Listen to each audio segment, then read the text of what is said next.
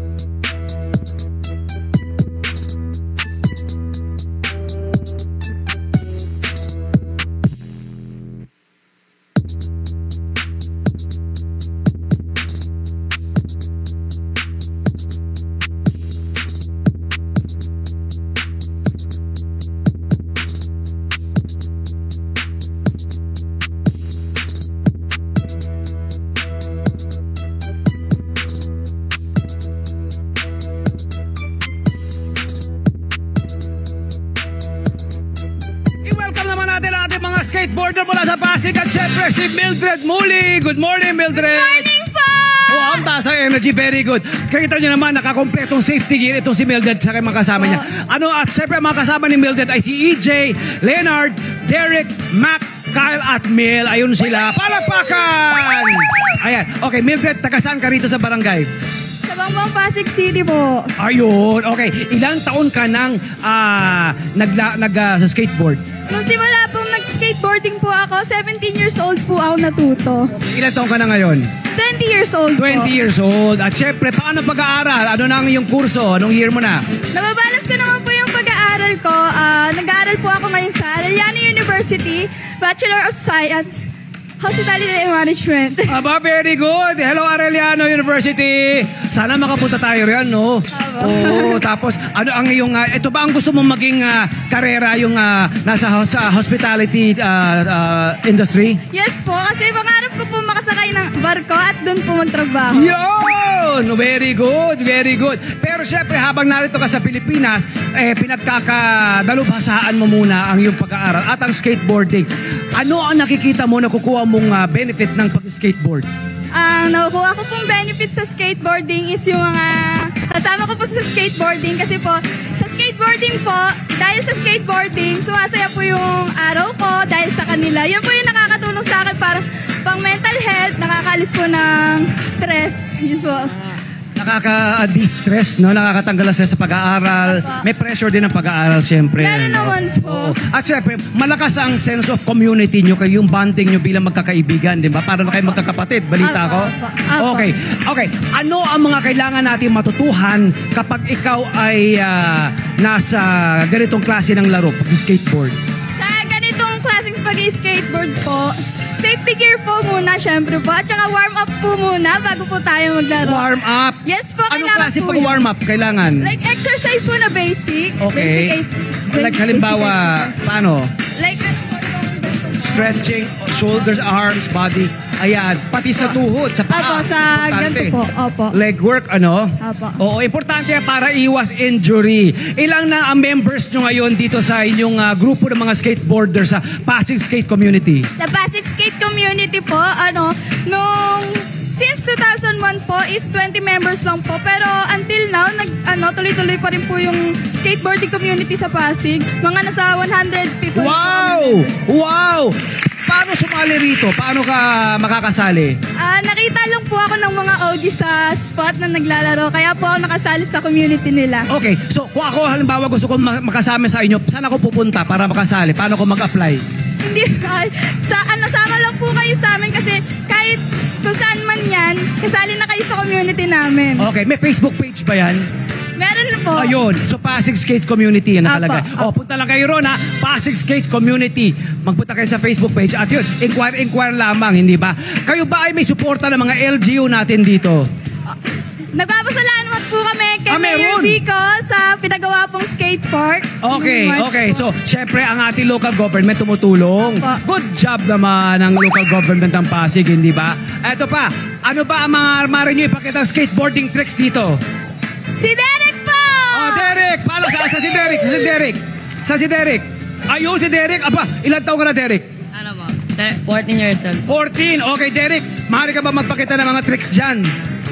Okay, palapa ka si Derek. Kickflip. Ano yung kickflip The muna? kickflip! Ano yung kickflip? Ay, abang-abang kay Derek tayo, ha? Yeah! Kickflip. Ito ba ay mga basic na mga moves na pwede natin matutuhan agad?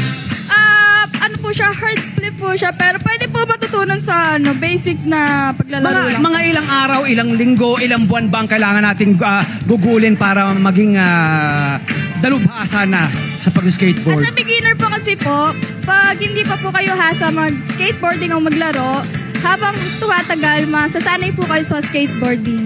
Okay, so talagang practice Opo, talaga makes practice perfect. No?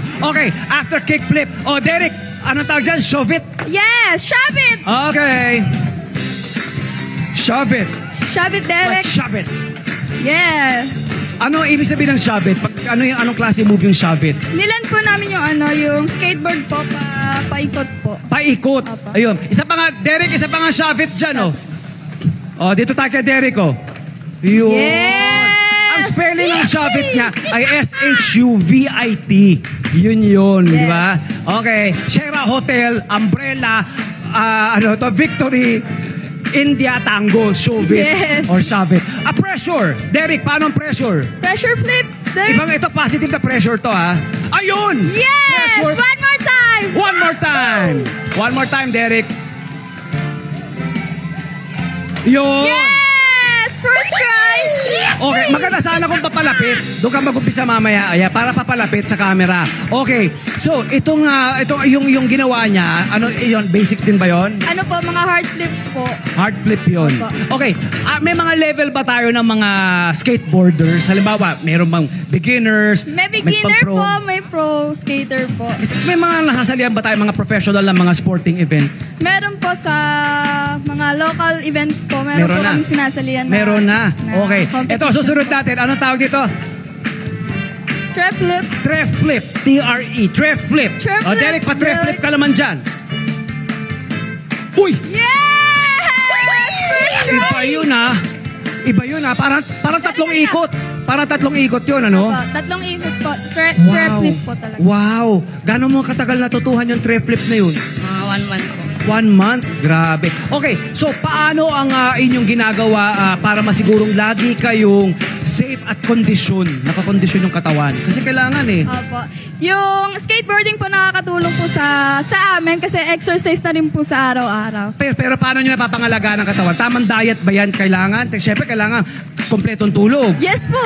Oo. Walang lakwa-lakwatsa. Bawal yun, ha? Yes, bawal po yun. School, tapos ito. Yes po. Diba? Okay yun. At least nagiging positive ang inyong outlook, diba? Halimbawa, kayo nagkakasama-sama. Yes, imbis na kung saan nga man napupunta, dito na, sa community dito. Yes po. Okay, Derek, isa pa, anong tawag dito? Last one. Fakey shove it. Ang tawag? Fakey shove it. Fakey shove it. O yun, doon tayo mag-umpisa sa starting position. Fakey shove it. F-A-K-I-E. Fakey shove it. Go, Derek! Oy! Yeah! Ayos yun, Derek po kasi ay pinapansali na po sa national competition. Si Derek? Yes, Talaga? po. Halika dito, bro. Saan ka sumasali? Mga Skate competition po. Anong klase?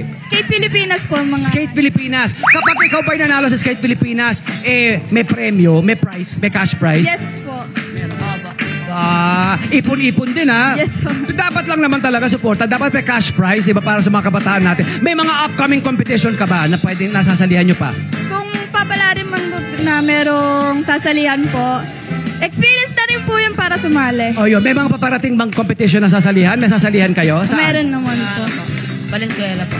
Sa Valenzuela. Yes, po, Kailan yan? Sa Valenzuela Skate Park. November 18. Uy! November 18 na, good luck ha. Sana, I'm sure makukuha niya, mapapanalunan na yan ha. Go for gold tayo lagi. Okay, lahat na. Paano mo naman syempre, ito nabanggit niya, kung paano nababalanse pag-aaral, di ba? Inuuna natin ang Yes, pag-aaral, po. di ba? Pero sa personal mong buhay, yan, natanong na rin natin yung anumang karera gusto mong gawin, the HRM, di ba? Hospitality. Yes, po. Pero ano ba ang pangarap mo ngayon para sa inyong lahat ng mga skateboarder sa Pilipinas? Last question. Yung pangarap ko po sa buong Skate Pilipinas po, sana po every local government po magpatayo po sila ng skate park sa kanya-kanya. At suportahan, Apa. funding, dapat may budget, no? Yes po. Okay yun. At syempre, ito pa, dapat na, sana meron kayong tamang venue para makapag-skateboard. Apa. Hindi ba kasi, meron tayong mga venue na nilalaan para sa tennis, sa badminton, basketball. Bakit hindi nga naman skateboarding, di ba? O yun. O, lagi mag-ingat, ha? Apa. Kailangan na makapagtapos ng pag-aaral, Derek, ha? Opo. Okay, promise yan, ha? Promise. Okay, ano bang kurso, ano bang grade mo na? 7 po. Grade 7. Ano bang gusto mo maging paglaki mo? Maging professional skateboarder. Professional skateboarder. Good job. Thank you, Mildred. Sana marami pa mga kababaihan na makasali. Magbigay ka ng mensahe naman sa mga kapwa kababaihan mo. Sa kapwa skater ko po na babae, pagpatuloy nyo lang po yan. Huwag po kayong mahihiya sa mga kasama po nating lalaki. Yung mga gusto maging katulad mo na mga babae, pwede sumali? Pwede po kayo sumali. Free for all po. Free for all gender, age. Yun po. Tama. Good job. Hello po mga Kanet 25! Si Kuya Tony Pet po ito mula sa Love, Tony Pet and Everything. For more Love, Tony Pet and Everything updates, just click on our subscribe button and follow us on our Net25 social media pages at Net25 TV and at Net25 Entertainment Facebook. Magkita-kita po tayo!